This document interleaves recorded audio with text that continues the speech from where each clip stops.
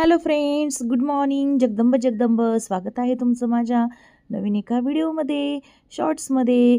तर चला, हे पहा मी काय बनवते. तर मी टाकलं होतं तेल, त्याच्यामध्ये कांदा, कोथिंबीर, लसूण, अद्रक लसूणची पेस्ट, टोमॅटो, फ्लॉवर, गाजर, वाटाणा, पावटा आणि आपला कोलमचा तांदूळ, मुगाची डाळ टाकून अशा प्रकारे मी करत होती. तुम्हाला समजलं असेल खिचडी. तर आणि त्याच्यासोबत करणार आहे कढी ऑब्व्हियसली. का तर खिचडी ही कढीशिवाय अपूर्ण आहे. मला तर बिलकुल खिचडी कढीशिवाय आवडत नाही. तर त्याच्यामुळे झटकी-पटका होईना पण मी कढी करतच असते. आणि काही नाही, मग एका साईडला पातेलं ठेवलं, त्याच्यामध्ये तेल टाकलं, लसूण पटपट चिरून घेतला होता. ॲक्च्युली मी बनवला होता प्लम केक आणि त्याच्यामुळं मला इतका कंटाळा आला की मग स्वयंपाक बनवण्याचं म्हटलं आता काहीच प्लॅन करायचं नाही. आता सरळ आपली कढी खिचडी बनवून घ्यायची. मग फटाफट आपलं कढी खिचडी कढईमध्येच खिचडी टाकली.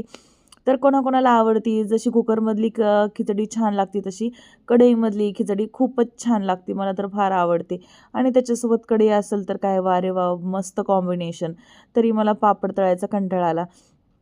आणि मग अशा प्रकारे मग मी केली काही नाही, मिक्सरचा पसारा नाही घेतला.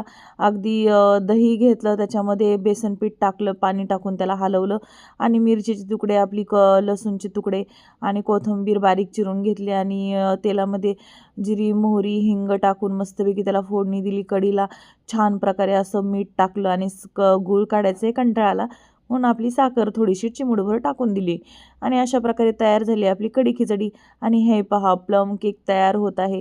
हा करण्यापेक्षा ना आमच्या आर्मीची जी घाई असते ना, त्याच्यामुळंच फार म्हणजे दमायला होतं की केक झाला का नाही, झाला का नाही पाहायचं, ते सारखं उघडून वगैरे. मग त्याच्यामुळे, आणि माझ्याकडे मायक्रोवेव्ह नाही, एअर फ्रायर आहे.